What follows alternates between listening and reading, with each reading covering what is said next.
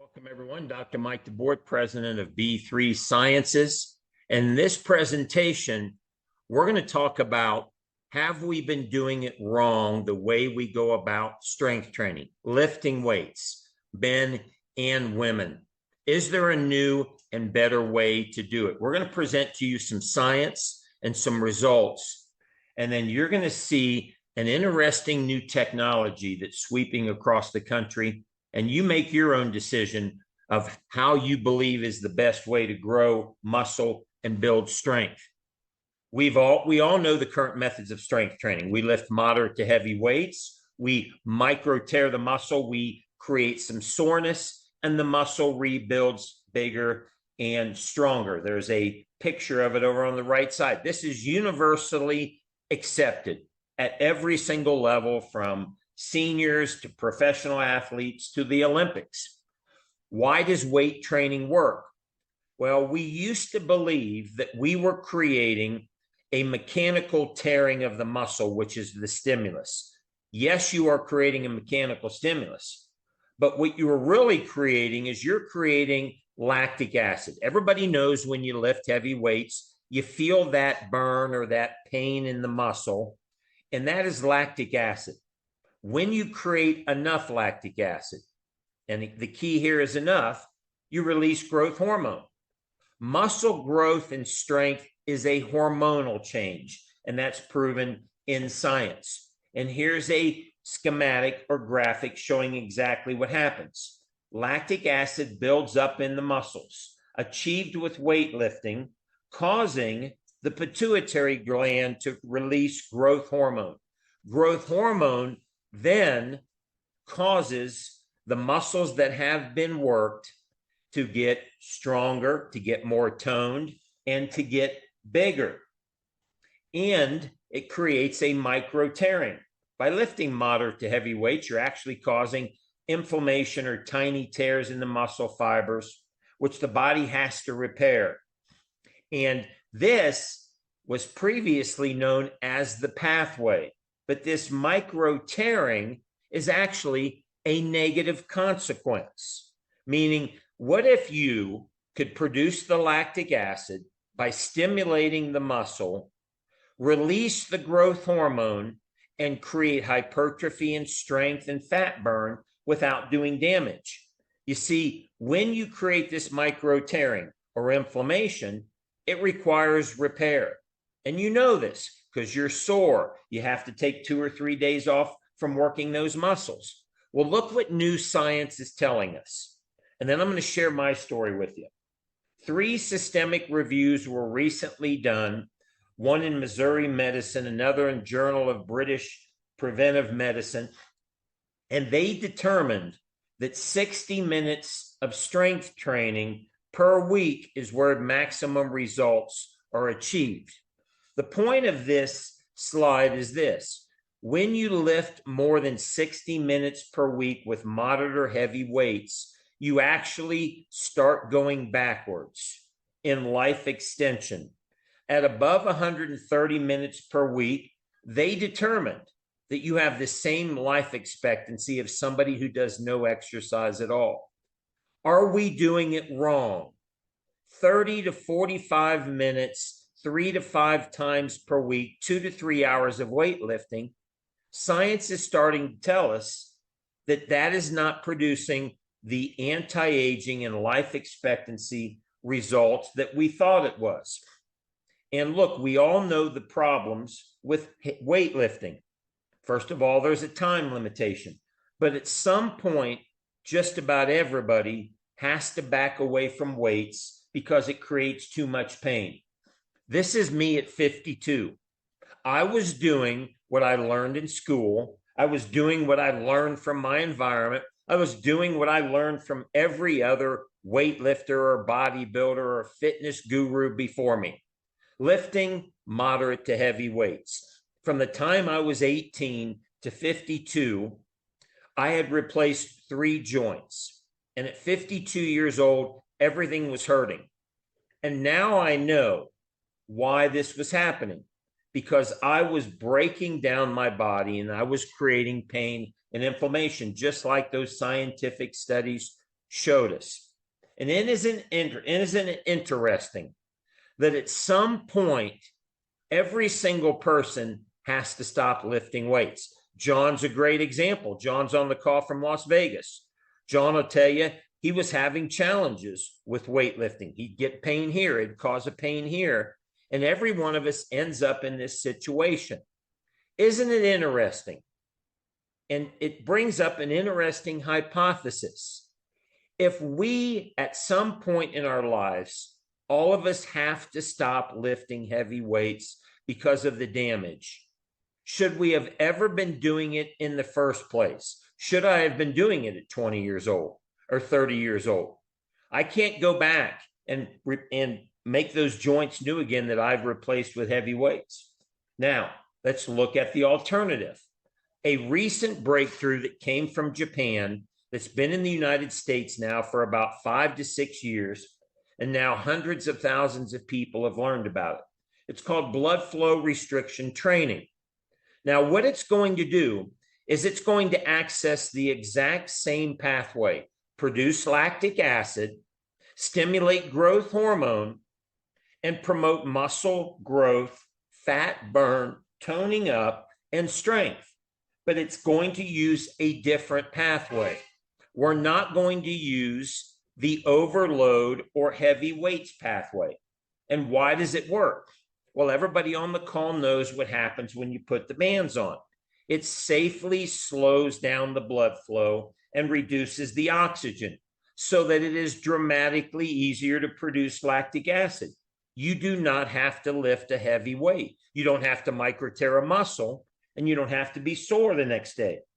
But you're producing the same nerve pathway or the same stimulus: lactic acid, growth hormone, muscle grows, fat burns, you get stronger. And the breakthrough is revolutionary. You can call it a hack, you can call it a cheat, but now the Olympic athletes are doing it. All of our professional teams are doing it.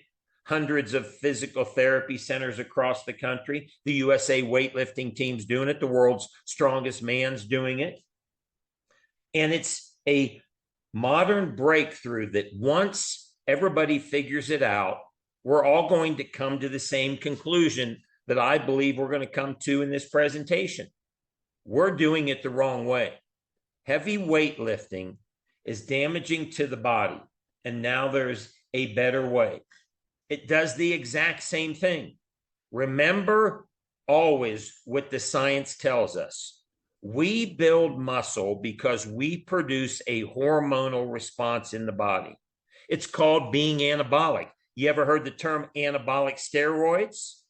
People can take anabolic steroids and do relatively light weightlifting and build muscle like they are lifting super heavy weights, which is another proof that being anabolic and elevating hormones is how we access muscle growth and muscle strength.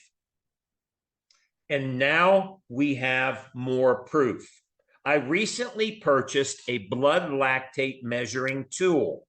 And as I travel around the country, you will get to meet me and we will test this. How does it work? We pinprick the ear and we take a little droplet of blood and we measure blood lactate. And resting blood lactate is going to be between 0.8 and 1.2. All of these people here, Tammy, Sarah, Chris, they all measured 0.8 to 1.2 in blood lactate. Now let's go back to what we learned. If we create lactic acid via exercise, that is going to stimulate growth hormone because it's going to elevate blood lactate. This lactate circulates through your blood and sends a signal up to the pituitary to release growth hormone. Within 10 minutes of BFR, we immediately tested Tammy, Sarah, and Chris. Tammy had a 340% increase in blood lactate. That is sufficient to produce growth hormone. She did it with no weights, just doing lower body exercises. Sarah had a 630% increase in blood lactate. She did a workout right in the event center there in about 6 to 7 minutes, no weights. Chris had a 1,000% increase in blood lactate after doing 8 minutes of light weights in his gym in Preston, Idaho. And every person I've tested, the lowest I've seen is a 250% increase in lactate. That's the lowest. Most people are producing an increase of 300 to 600%. And remember what this does. It triggers growth hormone, which makes the body anabolic, a hormonal cascade. Here's Sarah. Since she's been doing BFR, she's lost 12% body fat, she's gained 9% lean muscle mass, and she's reduced her workouts down to less than 20 minutes. Here's a study on growth hormone, and I'm going to share with you several studies. This is middle-aged men. Now, these men in this study were using moderate weights, 60 to 70%, the traditional heavy weightlifting. And they were able to produce 0.32 mg/ml of growth hormone, a small increase in growth hormone. The same men in the next lifting session reduced the weight down to 30% or less than half, and they used the BFR. The BFR created an environment where they were able to produce dramatically more lactic acid, yet they were lifting lighter weights. And they saw a 25 times increase in growth hormone. Look at these studies. 11 males, large increase in growth hormone. 7 healthy older men, increase in growth hormone. 10 young and 10 older men, increases in growth hormone. Middle-aged women, increases in growth hormone. 13 college-aged females doing BFR, producing the same amount of growth hormone as heavy weightlifting. So with BFR, we are accessing the same pathway. And here's the conclusion. Findings from previous studies have indicated that low load resistance exercise, light weightlifting, you're not sore, you're never in pain, you're not breaking down your body, you're not creating stress and cortisol, in combination with BFR, promotes muscle increase similar to what is seen with heavy weights. So if we can lift light and never be sore and produce the same results without the damage of the heavy weights, that is a great hypothesis for we may be doing it the wrong way. And when we do BFR, remember, you're not breaking down your body. I broke my body down from the age of 18 to the age of 52, 34 years of pounding my body to maintain muscle, and 34 years of pain. Now at 60 years old, I never lift a heavy weight. The biggest weight I lift is 15 pounds. I used to lift up to 80 pounds. I never lift for an hour. I'm never sore, and I'm never in pain. At 60 years old, I feel better than I did from 35 to 52. And I'm doing half the weight in a third of the time. I have concluded, and I'm convinced without a shadow of a doubt, that for 34 years, I was doing it the wrong way. And I'm convinced everybody in the country who's not doing BFR and lifting heavy weights, unless they are an elite level athlete or a power lifter or a competing bodybuilder, we are doing it the wrong way. What does science tell us where we've done studies? In this study done in Japan, muscle size changes in 2 weeks, similar to what's seen in 3 to 4 weeks of heavy weightlifting. Now, this is not on athletes. This is on everyday normal people, like all of this on this call. Let me repeat this one more time. Muscle size change in 2 weeks with light weights and BFR. that is normally seen in 3 to 4 months of heavy weightlifting with no damage and no pain. Look at this next study. Light weights plus elastic BFR after 16 weeks created the same change in strength as lifting heavy weights. If we can build strength and never break down our body and never create pain, soreness, muscle tearing, joint inflammation, we've got to ask ourselves, have we been doing it wrong? Here's another study. When doing BFR, not only did the tricep muscle grow, but the pec muscle grew. And this is a push-up study. So what this is showing, that even though the arm muscles are the only muscles that are impacted by the BFR, the chest muscles are also growing. Why? Because a hormonal change was created, and it affects all muscles that are worked during a session. Here's a study, the Luber study on high school football players. They took half the high school football players and they did the typical heavy weights, and they took half the high school football players in the study and they did half the weight. The group that did the light weights showed more improvement in strength than the heavyweight group. Now, this is just one isolated study. That doesn't mean that every single person doing BFR is always going to do more strength.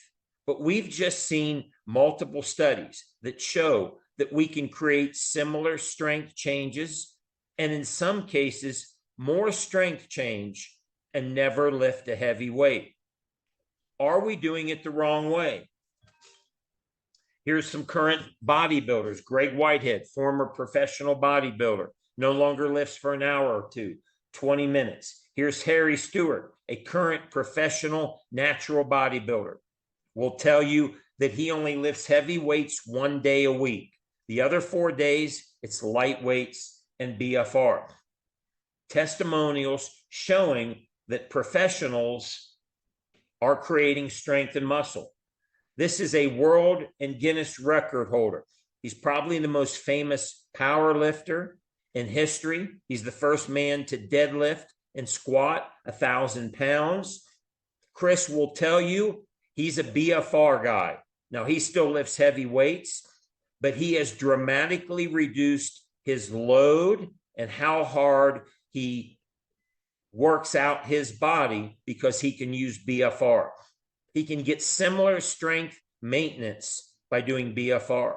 I don't have the slide up. Mitchell Hooper, world's reigning strongest man, 2-time world strongest man. And you can go look it up, Mitchell Hooper, Hooper. He uses BFR every session. Why? Because he can reduce load and damage on our body. Now, he still lifts heavy weights. He's an elite power lifter. But it just goes to show athletes and even power lifters at the highest level are using BFR. Here's some of our seniors. Dr. Chris, John Wellman, adding 1 inch to their arms in 6 to 8 weeks, proving that at any age, if you can produce lactic acid and elevate growth hormone, you can build muscle. Think of all the seniors who can't lift heavy weights, and we can now help them build muscle. Here's Dr. Adams helping a chiropractor that he is so debilitated that he can't stand up and he's lost circulation in his legs. Not only is he not able to build muscle, but he's on a path to probably lose his legs due to the circulation. Dr. Adams and Dr. Otto not only were able to help improve his circulation, but they were able to produce lactic acid in his muscles. And they will tell you that this chiropractor is now walking better, building muscle, and feels 20 years younger. So here's somebody completely debilitated that has no chance of being able to lift weights, and we're building strength and muscle thanks to BFR. And here's a video of Dr. Adams. Look how hard it is for this guy to stand up. And in these short 4 or 5 reps, Dr. Adams was able to create a burn in his muscles. And he will tell you, and he might share that story, or Dr. Otto might share that story.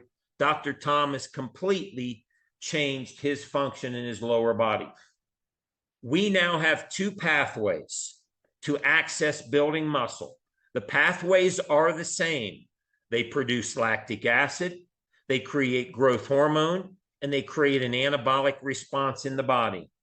One pathway is hard on the body. It requires heavy weights, 40 to 50 minutes of lifting, and being sore the next day. One pathway is easy on the body. It takes 10, 15 minutes. There's no soreness and there's no damage to the body, and it's called BFR.